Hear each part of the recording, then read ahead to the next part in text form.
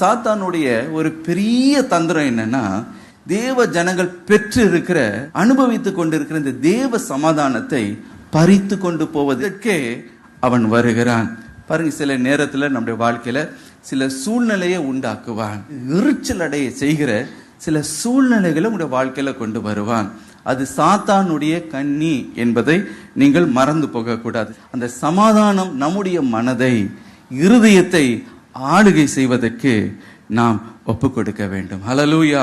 அப்பொழுது கர்த்தர் உங்களுக்காக ஆயத்தமாக்கி வைத்திருக்கிற அந்த மகா பெரிய மேன்மையான ஆசீர்வாதங்களை அப்பொழுதுதான் நம்ம பெற்றுக்கொள்ள முடியும். ஹல்லேலூயா.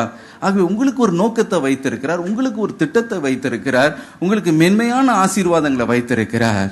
அதை பெற்றுக்கொள்ள வேண்டும் என்றால் இந்த தேவ சமாதானத்தை நம்முடைய வாழ்க்கையில் ஆளுகை செய்ய ஒப்பு கொடுக்கணும். இந்த தேவ சமாதானத்தை நாம் காத்து கொள்ள வேண்டியவர்களாய் நாம் இருக்கிறோம். ஹல்லேலூயா.